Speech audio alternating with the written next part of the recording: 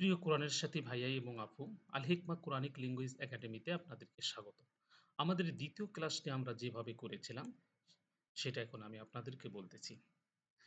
আ verb বা ক্রিয়ার পরিচয় এবং প্রকারভেদ। আরবি ভাষায় পদ বা কালেমা শব্দ ৩ প্রকার। তার মধ্যে এক প্রকার হলো ফেল। ফেল শব্দের অর্থ ক্রিয়া বা ভার্ব, অর্থাৎ কাজবাচক শব্দ। পরিভাষায় যে শব্দ দ্বারা কোনো কাজ করা, হওয়া বোঝায় এবং ৩ কালের কোনো একটি কাল যার মধ্যে পাওয়া যায় তাকে বলা হয়ে থাকে ফেল বা ক্রিয়া। ক্রিয়ার প্রকারভেদ। ক্রিয়া সাধারণত ৪ প্রকার। একটা হচ্ছে অতীতকালীন ক্রিয়া, যেটাকে আরবিতে বলে থাকে আল মাদি। অনতীতকালীন ক্রিয়া, যার মধ্যে বর্তমান এবং ভবিষ্যৎ ২ টি কালই রয়েছে। এটাকে আরবিতে বলা হয়ে থাকে আল মুদারিউ। আদেশসূচক ক্রিয়া, যেটাকে আরবিতে বলা হয় আমর। নিষেধসূচক ক্রিয়া, যেটাকে আরবিতে বলা হয় নাহি। আমরা তাহলে বলব অতীতকালীন ক্রিয়া,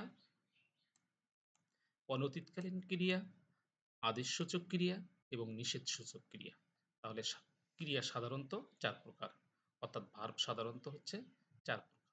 এরপর আসেন, শব্দের মূল অক্ষর বা বর্ণের বিচারে ক্রিয়াকে আরও ২ টি ভাগে ভাগ করা যায়। যে ক্রিয়ার মধ্যে হরফে ইল্লত থাকে, অর্থাৎ হরফে ইল্লতগুলো হচ্ছে আলিফ, ওয়াও, ইয়া। এই আলিফ, ওয়াও, ইয়ার যে ক্রিয়ার মধ্যে থাকে না, সেটাকে বলা হয় থাকে স্ট্রং ভার্ব তথা শক্তিশালী ক্রিয়া। আর যে ক্রিয়ার মধ্যে বা ভার্বের মধ্যে আলিফ, ওয়াও, ইয়া থাকে সেটাকে বলা হয়ে থাকে উইক ভার্ব তথা দুর্বল ক্রিয়া। যেমন মনে করেন যে আইন, লাম, মিম। এই আইন, লাম, মিমের ভিতর আলিফ, ওয়াও, ইয়ার কিছু নেই। কি, কি আছে? আইন আছে, লাম আছে, মিম আছে। তাহলে এটি স্ট্রং ভার্ব। যেমন ফাআলা, ফাআলার মধ্যে কি, কি রয়েছে? ফা, আইন, লাম। এর মধ্যে আলিফ, ওয়াও, ইয়া নেই। সুতরাং এটি স্ট্রং ভার্ব। পক্ষান্তরে ২ নম্বরে এটা এখানে দেখেন যে এর ভিতর কি, কি রয়েছে? যেমন শব্দটা আলিফ, মিম, র ৩ টে আছে। ১ম এ আলিফ এসেছে। সুতরাং এটি উইক ভার্ব। মিম, ওয়াও, তা, মা তার ভিতর রয়েছে। সুতরাং এটি উইক ভার্ব। খসিয়া, খ, শিন, ইয়া এর শেষ বর্ণে ইয়া রয়েছে। ইয়াটি হচ্ছে হরফে ইল্লাত। সুতরাং এটি উইক ভার্ব। এরপর আসেন, কালের বিচারে ফেল বা ক্রিয়াকে আরো ২ টি ভাগে ভাগ করা যায়। কি, কি ভাগে ভাগ করা যায়? আরবিতে মাজি শব্দের অর্থ অতীতকালীন ক্রিয়া। যেটাকে ইংরেজিতে বলা হয় থাকে পাস্ট। তাহলে আমরা অতীতকালীন যে ক্রিয়াটি সেটাকে আমরা পাস্ট বলবো বা অতীতকালীন ক্রিয়া বলবো। আর আরবিতে বর্তমান কালের আরবি হলো হাল এবং ভবিষ্যৎকালের আরবি হচ্ছে মুস্তাকবেল। হাল আর মুস্তাকবেল দুটি মিলে গঠিত যেটি হয়েছে সেটাকে বলা হয় থাকে মোজারে। তাহলে আমরা সেটাকে বর্তমান এবং ভবিষ্যৎকালীন যে ক্রিয়াটি সংঘটিত হবে সেটাকে আমরা মোজারে বলবো, অথবা আমরা বলবো অনতীতকালীন ক্রিয়া, অর্থাৎ নট পাস্ট। তাহলে একটি হলো মাজি বা অতীতকালীন ক্রিয়া পাস্ট, আর একটি হলো অনতীতকালীন মোজারে, বর্তমান এবং ভবিষ্যৎ মেলে। এটাকে বলবো আমরা নট পাস্ট। এবার আসেন ফেলে মাজি। ফেলে মাজি অতীতকালীন ক্রিয়ার পরিচয়। ফেল বা ক্রিয়া বা কাজ, মাঝি অর্থ অতীত বা গত সময়। সুতরাং উভয়ের সম্মিলিত অর্থ হলো অতীতকালের ক্রিয়া। পরিভাষায় যে ক্রিয়া দ্বারা অতীতকালে কোনো কাজ সংঘটিত হওয়া বোঝায় তাহলে তাকে ফেলে মাঝি বলে। তাহলে তার অর্থটা কিরকম হবে? এরকম হবে, সে বা তারা পড়েছে বা পড়েছিল, সে তারা বলেছে বা বলেছিল, তুমি তোমরা তৈরি করেছো বা করেছিলে, আমি আমরা গিয়েছি বা গিয়েছিলাম। আমরা এখানে সাধারণত পড়েছে, বলেছে, করেছ, গিয়েছি এই অর্থটি আমরা গ্রহণ করব। আমরা পড়েছিল, বলেছিল, করেছিল, গিয়েছিল, ছিলাম এই অর্থটি আমরা আপাতত গ্রহণ করতেছি না। অর্থাৎ লাল চিহ্নিত অংশটা আমরা গ্রহণ করতেছি না। আমরা হচ্ছে সেন্টাই আমরা গ্রহণ করব।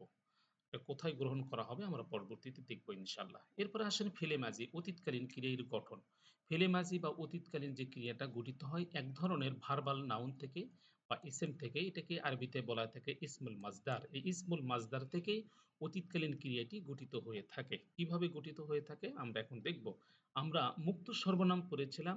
এই মুক্ত সর্বনাম প্রথম ক্লাসে আমরা পড়েছি হওয়া শব্দের অর্থ সে। তাহলে হওয়ার জন্য আমরা যে ফিল্ডটি গঠন করব সেটা যেমন হয়ে থাকবে কলা। এই কলা শব্দের হওয়ার জন্য যে ফেলটি গঠিত হবে তার প্রান্তিকে সবসময়ের জন্য জবর হবে। যেমন কলা, লামে জবর, আমানা, নুনে জবর, আলিমা, মিমে জবর। তাহলে কি হবে? ৩ হরফ বিশিষ্ট হবে, অথবা কখনো ৪ হরফ বিশিষ্ট হতে পারে, তা খুবই কম। তাহলে হুয়া, সে, কলা সে বলেছে, হুয়া আমানা সে ঈমান এনেছে, হুয়া আলিমা সে জেনেছে।